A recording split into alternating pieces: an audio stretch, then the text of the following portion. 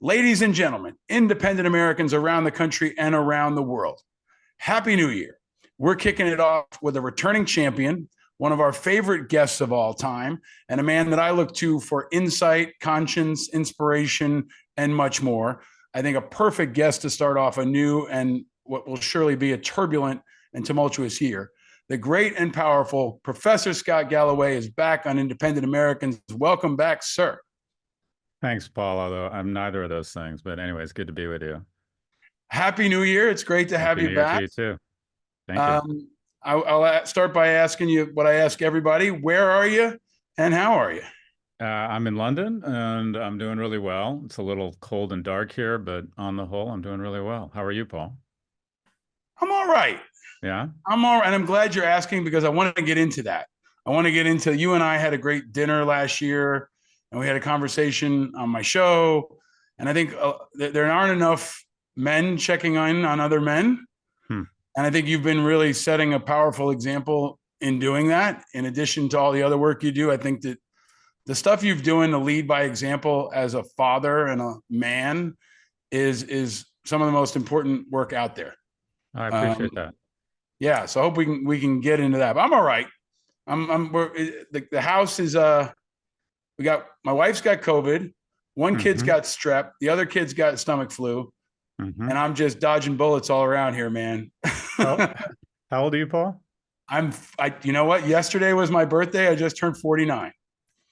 You look a lot younger than that. So you are exiting what are the least happiest years of your life. There's a lot of research and it correlates or it holds up across geographies, ethnicities, income groups, and that is if you have on the x-axis time and the y-axis happiness, it's a smile. And basically kind of 0 to 25, football, Star Wars, prom, pretty happy. 25 to 45 or 25 to 50, kids, stress, economic pressure, maybe a little bit of disappointment that you're not a general or a congressman or have a fragrance named after you.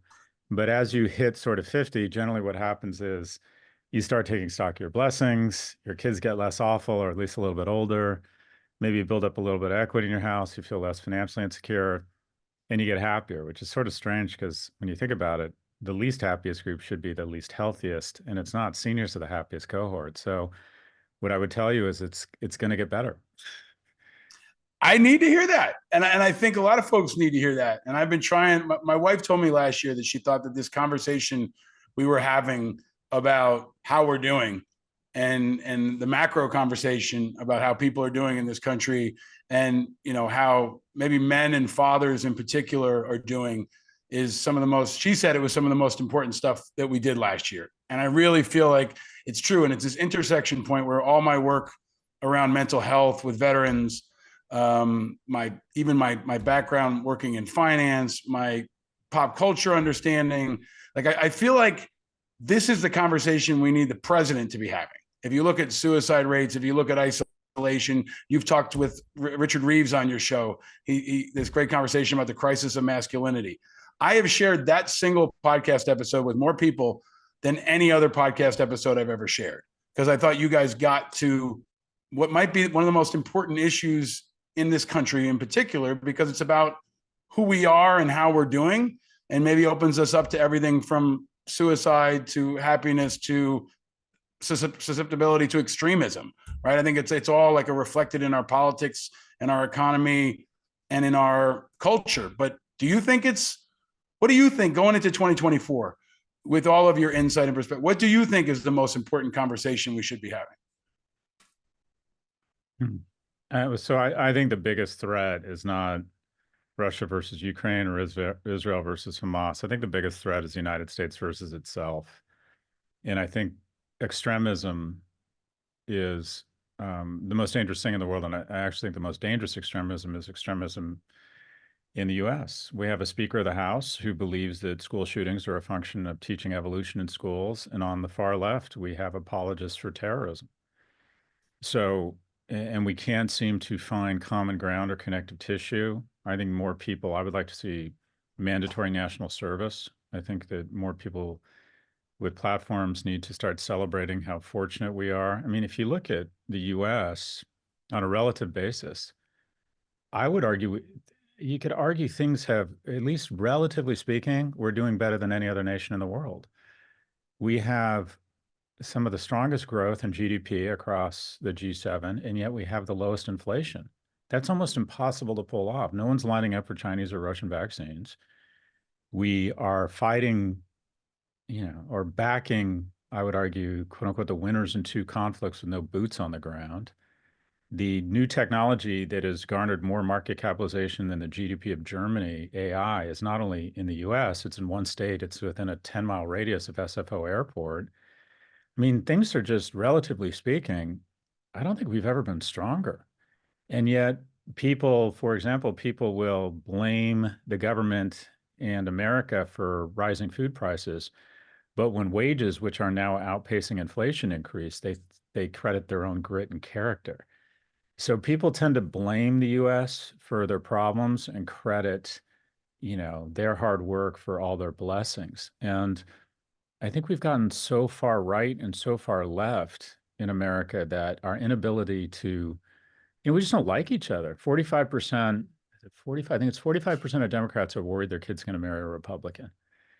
And so people see Americans as the biggest threat, other Americans, as opposed to recognizing that Americans will never have greater allies than other Americans. So I see, just circling back to trying to answer your question, I see the biggest threat as political or ideological extremism, such that, if America's problems were a horror movie, the call is coming from inside of the house. We can beat back any external threat, I think. But if we can't get along and we don't like each other, that's a bigger issue. I share that viewpoint. And I feel like the world may not be able, or the country may not be able to put their finger on it, but they feel it too. I mean, the number one movie on Netflix over the break was Leave the World Behind, right? Where we all kill each other, and it's an internal civil war created by our enemies to let Americans kill themselves, right? And I asked Jason Alexander about that in our episode to end last year, but I do feel like Americans sense that. But why? What's this? Why do you think the economy is doing so well and the country is doing so well, and people don't feel like it's impacting them? They don't feel it themselves, or such a high percentage of people don't feel that way themselves. And what's the solution? Is it too simple to say leadership, and that we're lacking transformative leadership that can communicate the situation and chart a strategic path forward and bring us together? Or is there another prescription to this disease that's inflicting the body politic?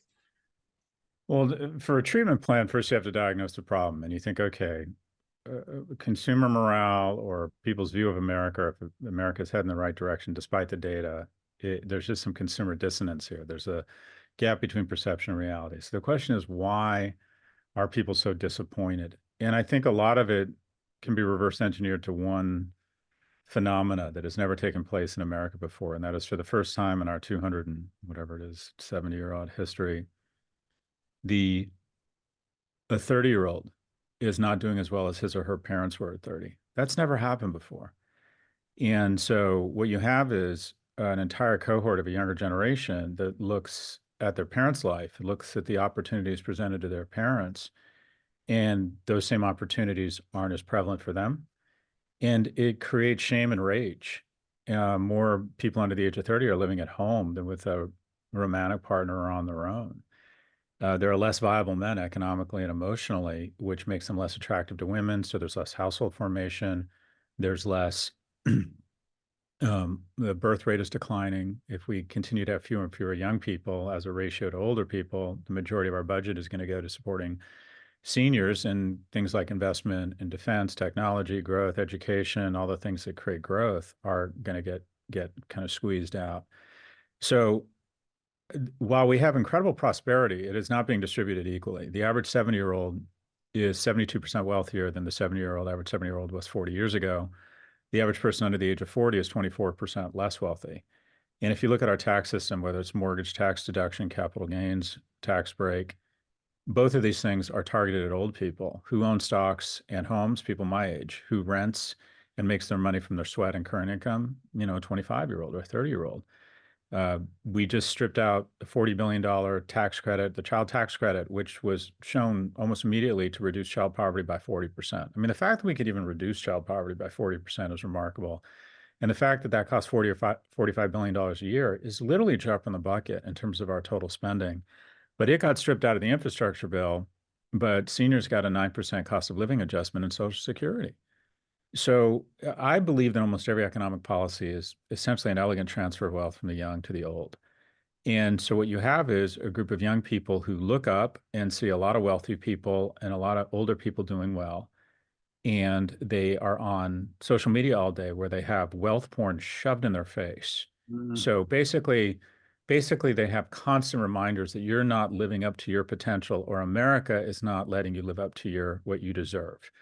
And I just think it creates real disappointment and rage because it kind of goes back. Warren Buffett says the key to a good marriage is low expectations. Every day you have this sense of shame that because you don't have a six pack, a hot boyfriend or girlfriend, and haven't made tens of millions of dollars buying Solana, you're a failure. And so you can either say, well, I'm a failure and turn on yourself and get depressed, which a lot of people do, or you turn on the government. But I think that economic policies that have transferred wealth from young to old to the point such that people under the age of 40 now control just half of GDP versus relative to what they used to control 40, 50 years ago. You come out of school, you got debt, healthcare, all the things that have skyrocketed in costs, housing, education, healthcare. They dramatically over impact young people. So I feel as if America's kind of fallen out of love with investment in young people. Young people are more vocal. They tend to get more angry. They're more likely to, Mhm. pick up arms or want radical change.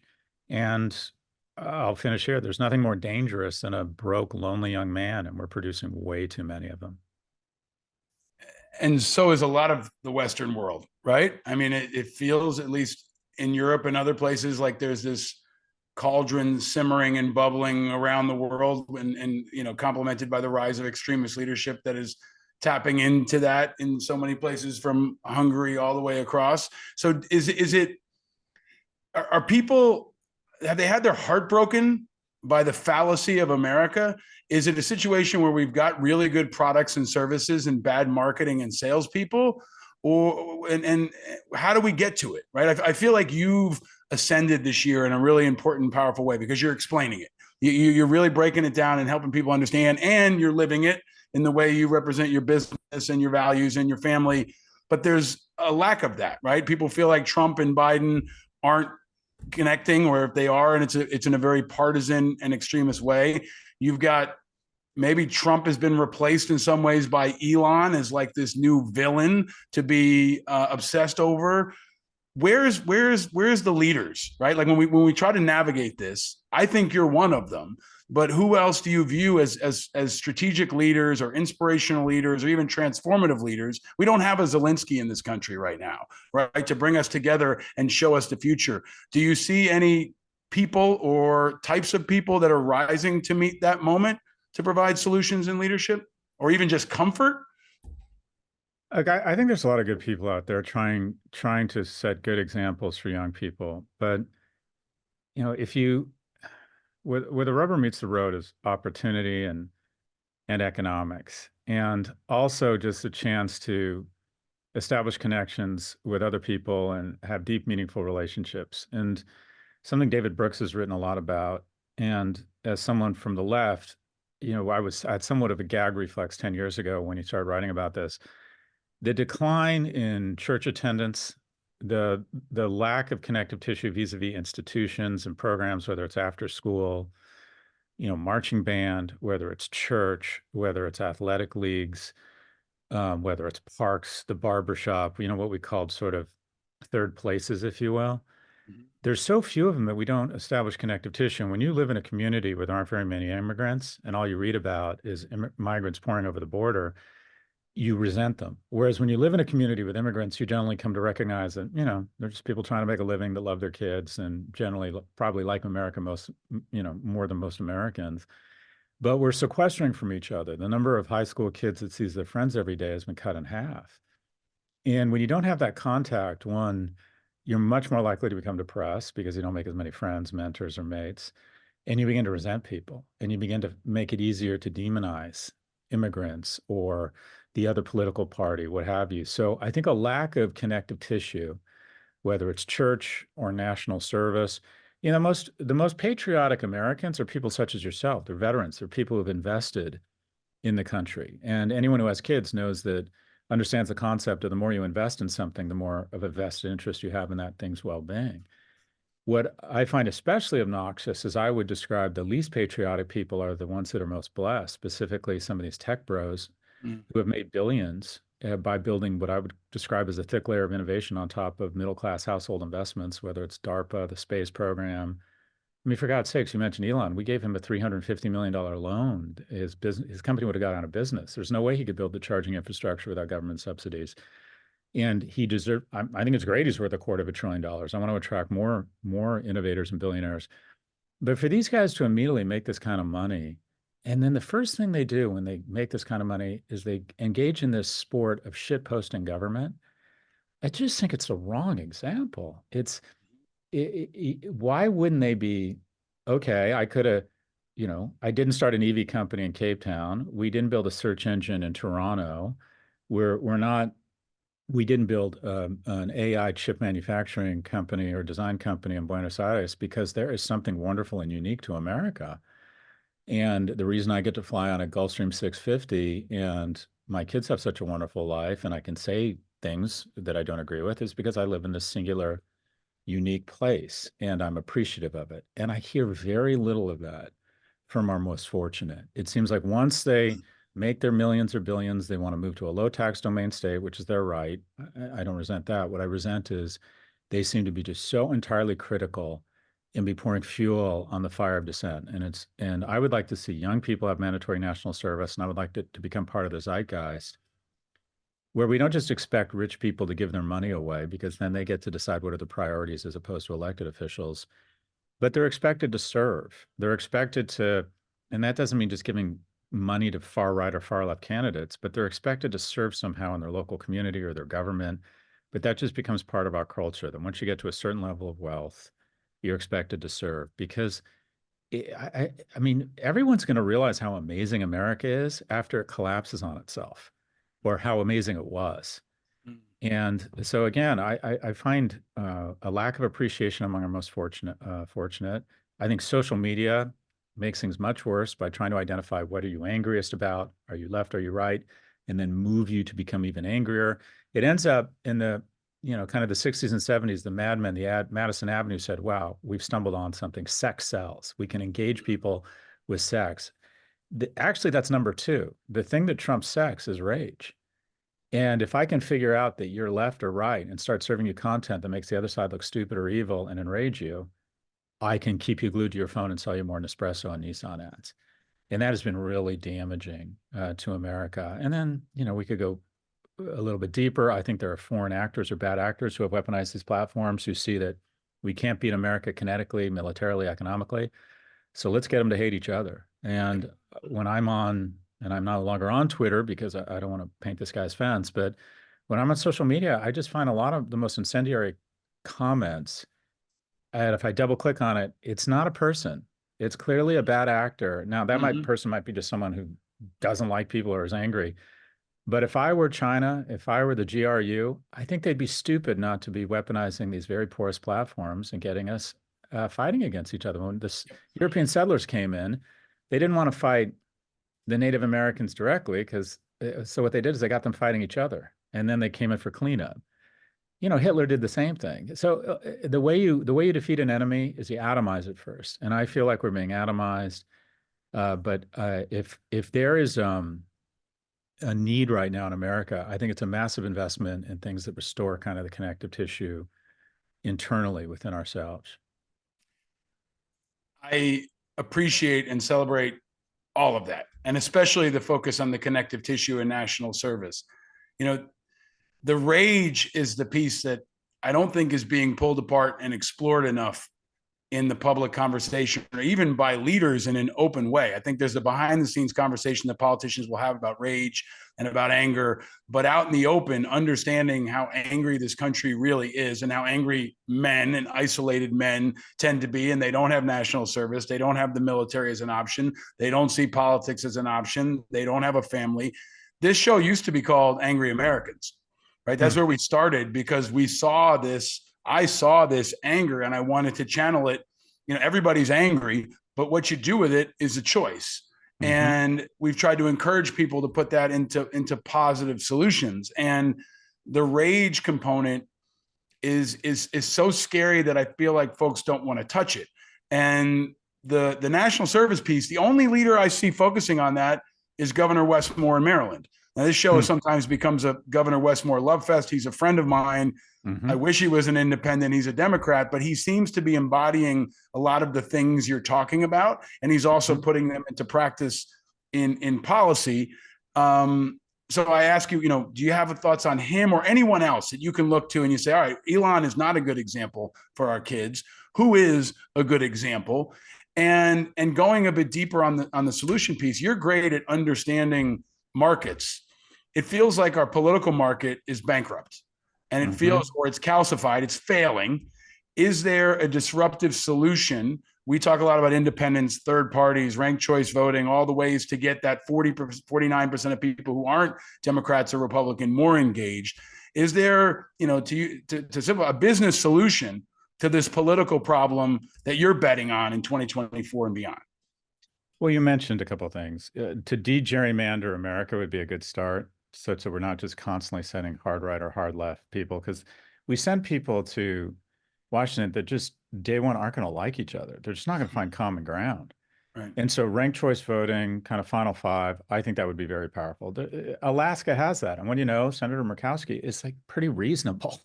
Yeah. And so we have minority rule right now. And that is the majority of, first off, and we're not going to change this, but about 60% of our senators represent about 15% of the population, right? But let's focus on the things we can solve. The majority of Americans are now the largest self-identified political party is independent. The majority of the people are in the middle. If you looked at abortion, most people think, okay, a woman should have a right to choice, but there's an IQ test, and once it gets beyond a certain point, it should probably be just for health reasons. The majority of Americans are probably kind of okay with that. The majority of Americans think, all right, you have a right to bear arms, but there needs to be at least registration or some sort of technology to track this stuff, or maybe we don't need assault weapons that can kill 40 people in 22 seconds. Maybe weapons of war shouldn't be. I mean, most people, there is common ground.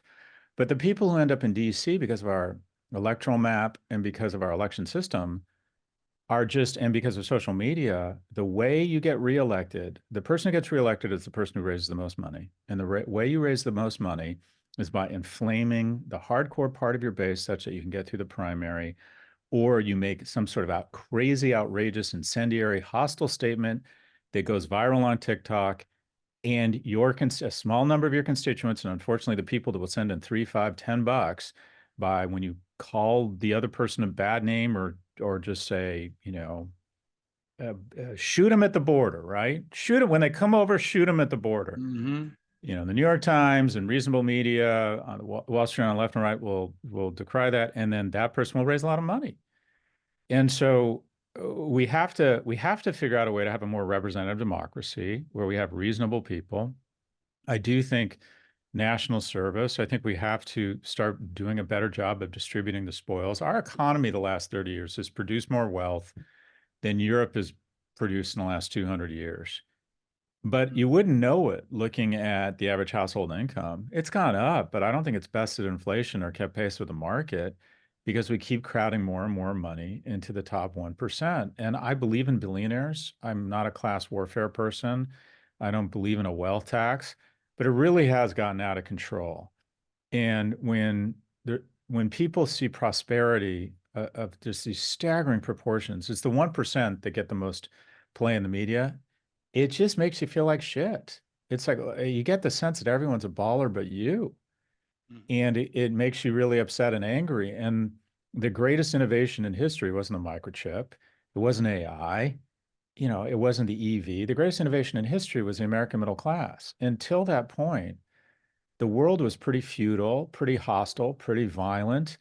10% of the men had 80% of the opportunities. Only 40% of men even had the opportunity to procreate. They didn't have the opportunity to build a family. All of the wealth went to people, all of the mating opportunities, all of the power. And then we brought back 7 million men, veterans, who were kind of heroes. They played on the field and won. We gave them low-cost loans for mortgages. We gave them the GI Bill so they could go to school. And we produced this cohort of really attractive, economically and emotionally viable men. And they attracted a lot of potential mates. And then we decided through equal rights and more progress and laws protecting women and their rights and civil rights, we created this economic engine where everyone kind of had a shot at it. And there was huge household formation, and the middle class became just this economic juggernaut where people felt like they had a vested interest in the success of America and our industrial base. And people could, on a decent job, have a home, 2 cars, send their kids to college, and feel really good about America. The middle class is extraordinary. It just, there's never, the middle class in America, there's never been anything like it. And it created peace, prosperity, happiness, the likes of which we've never seen. It has kind of gone stagnant the last 20 years through a lack of Yeah. investment. And we need to stop this myth that the middle class is a self-sustaining function of a market. It's not, unless you reinvest in it, unless you give kids Pell Grants, unless you figure out a way for investment programs so young people can meet each other, unless you figure out a way such that a kid from a poor household has a shot at getting into the middle class. You're just not going to sustain the middle class. So let me use the R word. Unless you redistribute income from our more successful, our most productive citizens, i.e. the rich, to sustaining a middle class, through whether it's the University of California or armed services opportunities or ROTs, whatever it might be, right? Or low interest first time home buyer loans or child tax credit, whatever the program is that helps build up or buttress the middle class, that's the investments that we need to make. And I see the greatest innovation in history being starved for investment. So that's a perfect point for me to ask the question, because we used to say about the GI Bill, it's not a charity, it's an investment. It's the greatest government investment, arguably, in history. You're an investor. You're making 2024 predictions. What's the play? How do you invest in that opportunity? Who are the people or the companies or the app? Like where do you make that investment, whether you're an individual or you're a political actor or you're a government or you're a billionaire or even just you personally? Where do you make that? Where are you putting your money to capitalize on that investment in 2024 and beyond?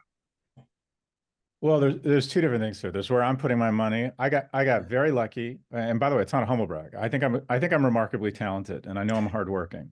Yeah. But the economic security I have is exponentially greater than my talent, and a lot of that's because I was born at the right time, the right, and just the right when and where you're born is the key, or is the largest determinant of your outcome. If I'd been born in Hamburg in 1920, I would have been a Nazi and died on a Russian field. And instead, I was born in 1964, California, and came of age in the internet, processing power, free education at the University of California, and boom, here I am. So what I invest in, because I have the money to do it, is I have this sort of externality or immunity strategy where I can invest in software companies that are managing the comment section on media sites, because I think I see the comment section is where a lot of the real vitriol and really abhorrent content ends up. So I've invested in a subscription-based search engine because I think the ad model is going to terrible places. So I can invest in things where I think there's big economic opportunity and upside, but also I think are addressing a social ill. I would advise young people, I have a book called Algebra of Wealth coming out in April. I think it's really important that you establish economic security in your life. I think in America, America becomes more like itself every day. And your freedoms, your opportunities are unfortunately very much correlated to your economic security. And the wonderful thing about the market is over the medium and the long term, especially, the trajectory is up. And so what I tell people in terms of investment is there is an algorithm for investing or establishing economic security. And it's the following. The first is focus. You got to find something you're good at and identify it. That's what your 20s is for. Workshop, find something you're good at. And then once you find something you're good at, resign yourself to investing 10,000 hours, sacrificing some relationships, sacrificing your hair, realize it's going to be stressful, hard, and try and become, at least aim to be in the top 10%, if not the top 1%. And make sure it's a field that doesn't have a 90% unemployment rate. I'm not talking about pursuing your passion in basketball or being a DJ or owning a nightclub or a restaurant or being an actor. Those are shitty businesses with 98 plus points of unemployment. Find something you're good and can maybe be great at that has at least a 90+% employment rate. Once you find that, you should be able to make enough money to sustain yourself. And then add some stoicism. And the key to building wealth is not making a shit ton of money. It's how much money you save. And that is try and live a fairly stoic life. Maybe when you're younger, live with your parents before you can buy a home. Really try and really gamify it. I'm going to save $100 a month. I'm going to save 500. I'm going to save 1,000. I'm going to save $2,000 a month, and create an army of capital for yourself. And basically save more than you spend, and then invest it in diversified funds, ETFs, low cost index funds, because nobody is investment genius. I don't think, after investing for 40 years and thinking I know more than your average bear about the markets, my net conclusion is nobody knows. 100% of economists surveyed in 2022 were predicting a recession in 2023. 2023 was one of the best years in the history of the market. No recession. Nobody knows, Paul. And so you don't want to try and find the needle in the haystack. Excuse me. You want to buy the whole haystack. And if you have the ability to be good at something and then make more than you spend, save some money, put it in diversified low-cost funds, you also need to appreciate something our species does not have an easy time appreciating. And that is you sitting there at 49, the last 20 years flew by. They flew by. And if you're an idiot like me at 25 and said, oh, I'm not going to save any. I was making good money at 25 and I didn't save any because I'm like, if I need to save $2,000 or $3,000 a year by the time I'm 40, shoot me in the fucking head, because I'm a baller. And at some point I'm going to make millions. And guess what? I woke up at your age and I didn't have economic security. Yep. And it was really frightening. And that boring, unimpressive person that doesn't buy bottles at clubs, that goes for a 3-year-old Toyota Camry instead of the new BMW. I mean, I understand the desire to want to be attractive to mates and indulge in every once in a while. But if you can save some money and then put it in low-cost ETFs and index funds, yeah, someone will take a screenshot of how they doubled down on Bitcoin and now they're rich and you're not. But the way to get rich on a fairly certain level is focus times stoicism times diversification, and then an appreciation for how fast time will go. Because if you invest just, you know what it is, you start investing a few $1,000s a year when you're in your 20s, you are going to be a millionaire by the time you're my age, and it's going to go really fast. And we have no ability to register the pace of time because the majority of our species on this planet, we didn't live past 35. So we can't imagine it. We can't process it. In fact, you're going to live another 20, 30, 50, 80 years, and it's going to go really fast. So here's the good news. I know how to get you rich. The bad news is it's going to be slowly. Right. But I do know how to get you rich. And if you follow those, if you combine that algorithm with those 4 things, you will get rich. That's the good news. The bad news is you're going to get rich slowly.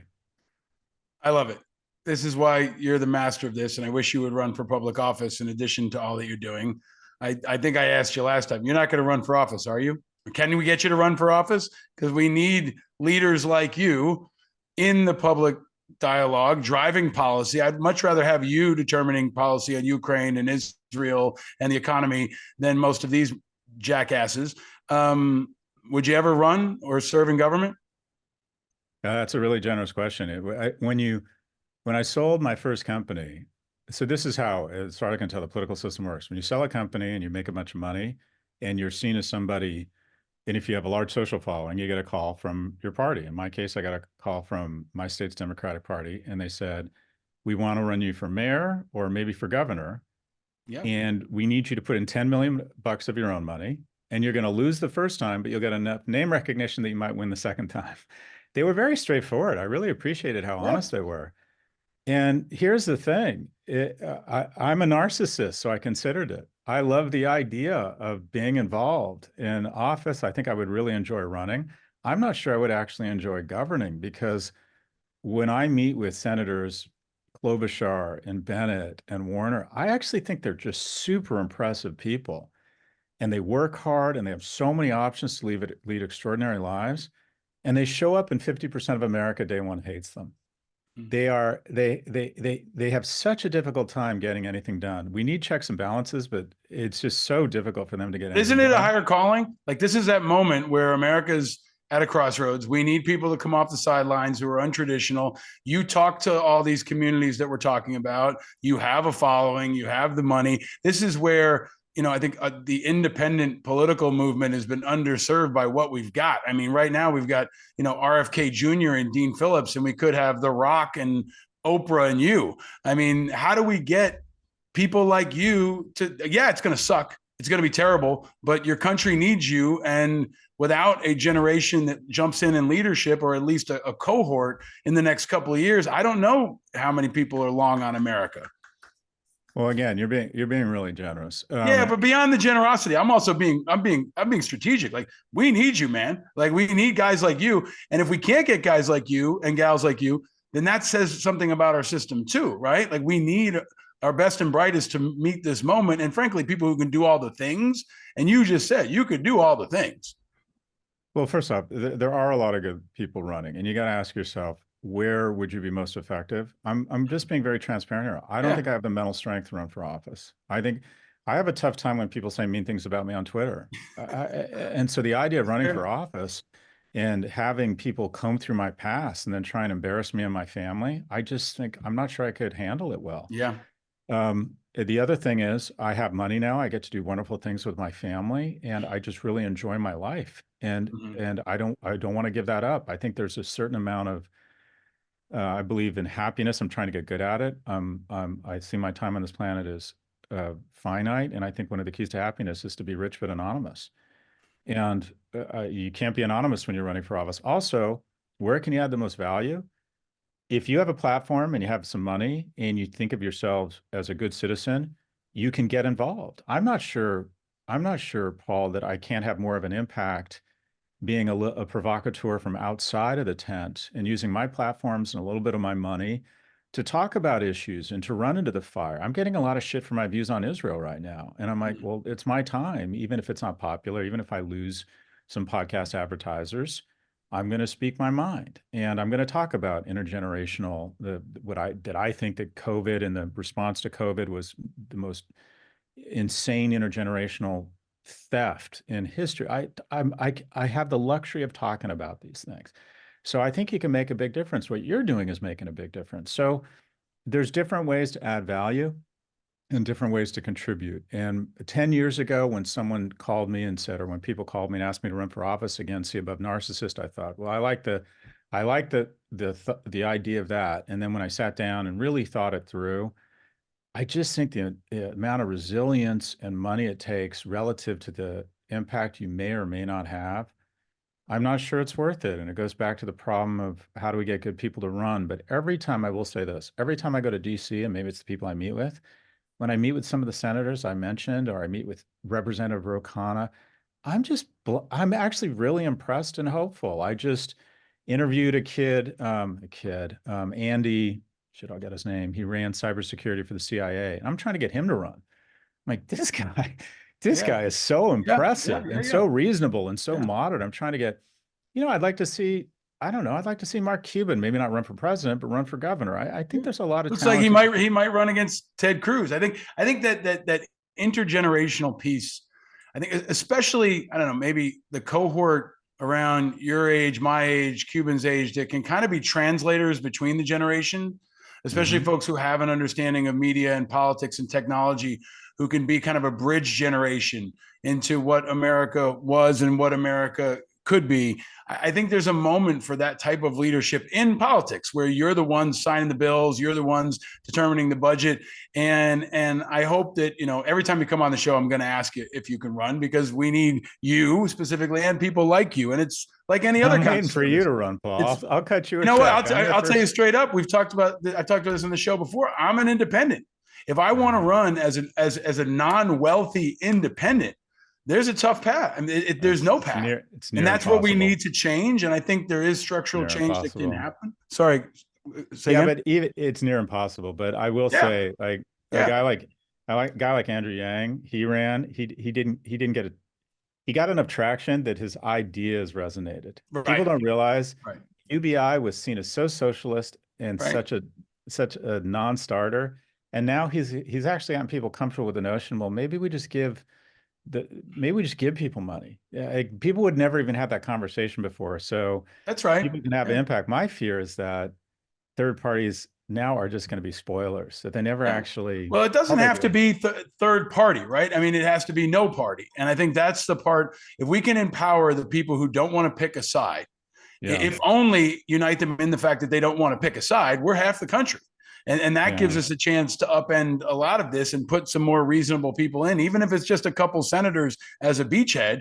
And if it's someone, like you running in a place like Maine or like Alaska, we get 5 or 6 of them in the Senate, and then we start to shift that entire thing. But I've taken much more of your time than I promised I would. Let me ask you one last question. Sure. You made a lot of great predictions. I recommend everybody check out your podcast and your newsletters, and everything. I always want to try to bring people light to contrast to heat. Do you have a hopeful prediction, a positive prediction for 2024 of your list that you want to say, hey, if you're feeling shitty going into this year, January's tough. There's a lot of fire all around the globe. Here's something to keep your eye on and something that I predict will help us all through 2024. Oh, there's a lot. You have young kids. If you're born in America today, you're going to live to be 100, and you're probably going to see for the first time a multicultural democracy of this prosperity. This has never been accomplished, and we're in striking distance of that. More specifically, geopolitically, I actually believe the kingdom and Israel will reestablish relations and bring some form of midterm peace to the Middle East. I think the two largest economies coming together will create an Iron Dome for Israel security, create more prosperity.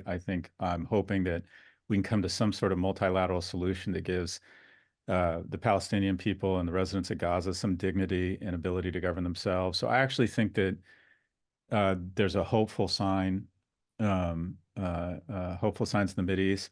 I'd like to think that the West is going to continue to support Ukraine, and we've taken out a third of Russia's kinetic power. I think it spells the end for Putin. I think we've sent a message to autocrats all over the world that when the West binds together militarily and economically, we are a formidable force not to be trifled with.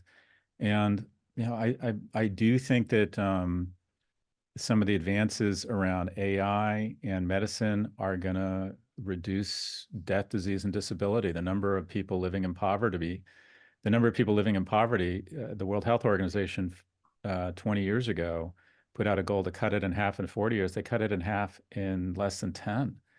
So on the whole, I think there's remarkable reasons to be optimistic. We came out of a global pandemic with an all hands on deck war footing to come up with vaccines that are a gift from God. I am very pro-vaccine, and we would have lost another million American souls had the way we converted the Buick factories into tank factories. We did the same thing around vaccines. I think there's a lot of reasons to be very hopeful. Also, Fargo season 5 is outstanding, Paul. It's outstanding. See, man, that you got my vote, There you and go. this is the kind of And you message. mine.